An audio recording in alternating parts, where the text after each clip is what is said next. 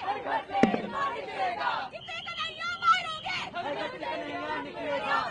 जानू मारोगे, हर घर से जानू निकलेगा। मोहम्मद हिडमा को लाल सलाम, लाल सलाम, लाल सलाम। मोहम्मद की शक्ल को लाल सलाम, लाल सलाम, लाल सलाम। हमारे साथ कुछ लोग हैं। हिडमा हिडमा एक नक्सली है और जो नक्सलियों का सरदार बताया जाता है। हिडमा के समर्थन में इंडिया गेट पे कुछ प्रदर्शनकारी आए। वो कहीं ना कहीं पॉल्यूशन की आड़ में, दिल्ली का जो पॉल्यूशन लेवल है इस समय बहुत बढ़ चुका है। नमस्कार साथियों, हिंदुस्तान टुडे 24 न्यूज़ में आपका एक बार फिर से स्वागत है। मैं हूं राहुल बेनीवाल। आज मैं खड़ा हूं ठीक लाल किले के सामने। ये इस समय चांदनी चौक वाली जो मार्केट है, अभी यहाँ पर काफ़ी कार्यक्रम चल रहे थे। गुरु तेग बहादुर साहब का यहाँ पर 350वीं शताब्दी मनाई गई थी। अभी कुछ स्टूडेंट दिल्ली के इंडिया गेट पर एक विरोध प्रदर्शन करते हैं। जो विरोध प्रदर्शन रहा वो कहीं ना कहीं दिल्ली में बढ़ता हुआ पॉल्यूशन को लेकर उसकी आड़ में कुछ और ही प्रोपेगेंडा फैल रहा था।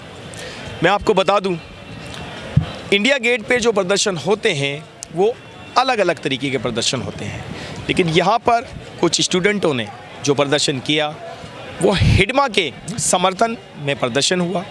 हिडमा कौन है? हिडमा कोई फिल्म स्टार नहीं है, ना ही हिडमा कोई राजनेता है।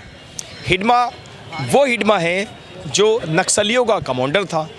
लगभग सैकड़ों की तादाद में उसने आर्मी के जवान, पुलिस के जवान और कुछ आम लोगों को मौत के घाट उतार चुका होता है।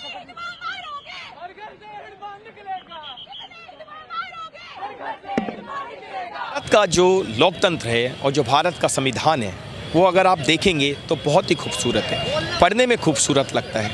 लेकिन जब भारत के लोकतंत्र को और जो भारत के फ्रीडम को गलत तरीके से यूज़ करा जाए तो वो कहीं ना कहीं घातक साबित होता चला जाता है।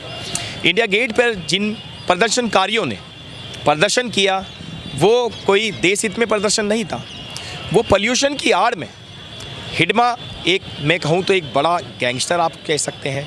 हिडमा ने हमारे इंडिया के आर्मी जवानों को, आम लोगों को मारा और हिडमा नक्सलियों का सरदार था। हिडमा को मारा गया, लगभग 1 करोड़ से ज़्यादा उसके ऊपर इनाम रखा गया था। अब उसके जो समर्थन में थे कॉलेज स्टूडेंट हैं। अब ये ऐसी कौन सी पढ़ाई कर रहे हैं जिसमें देश को इस तरीके की चीज़ें देखनी पड़े?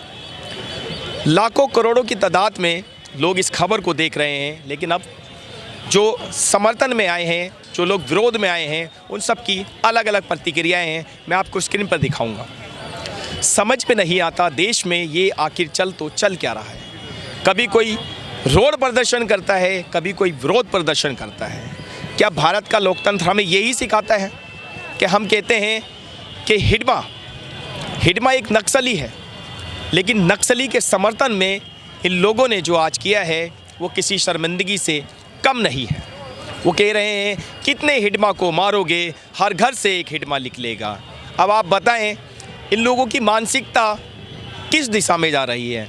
ये ऐसे कौन से स्कूल में पढ़ रहे हैं, ऐसे कौन से कॉलेजों में पढ़ रहे हैं जहाँ पर ये सब सिखाया जाता है? पढ़ाई की आड़ में, पॉल्यूशन की आड़ में किसी नक्सली का समर्थन करना ये कितना सही है? दिल्ली के इंडिया गेट पर कुछ कॉलेज स्टूडेंट ने एक विरोध प्रदर्शन किया। इस विरोध प्रदर्शन में पॉल्यूशन को लेकर ये विरोध प्रदर्शन रहा, लेकिन पॉल्यूशन का नाम लेकर दरअसल इन्होंने हिडमा जो एक नक्सली है उसका समर्थन किया। आप देख सकते हैं अपनी स्क्रीन पर इस समय आर्मी के जवानों से और दिल्ली पुलिस से इन लोगों की झड़प भी हो रही है। आखिर ये किस तरीके का प्रदर्शन है? कहने को ये स्टूडेंट है और बात होती है लोकतंत्र की, संविधान की। अब ये जो प्रदर्शन हो रहा है इसमें नारे लग रहे हैं हिडमा एक नक्सली है। वो कह रहे हैं कितने हिडमा मारोगे, हर घर से एक हिडमा निकलेगा। कन्हैया कुमार का भी इसमें नाम आया है। अब समझ में नहीं आता ये किस तरीके की विचारधारा वाले लोग हैं जो देश में कुछ ना कुछ प्रोपेगेंडा चलाने की कोशिश करते हैं। अब इसमें सेना के जवान हैं, दिल्ली पुलिस के जवान हैं। इनमें से लगभग 17 से 18 लोगों की गिरफ्तारी हुई है, जिन पे गंभीर मुकदमे और बड़े बड़े मुकदमे दर्ज हुए हैं। कई प्रदर्शनकारियों को उठाया गया है और उन पर एफआईआर भी की गई है, क्योंकि जब बात आती है भारत की सुरक्षा की, आर्मी की, कितने हिडमा को मारोगे, हर घर से हिडमा लिख लेगा। अब आप ये बताएं, भारत में जो विरोध प्रदर्शन चलते हैं, खबर पर ना तो ज़्यादा किसी की नज़र है, नेशनल टीवी पर चला, बड़ी बड़ी मीडिया पर चला, लेकिन अभी तक विपक्ष की इस पे कोई प्रतिक्रिया नहीं है।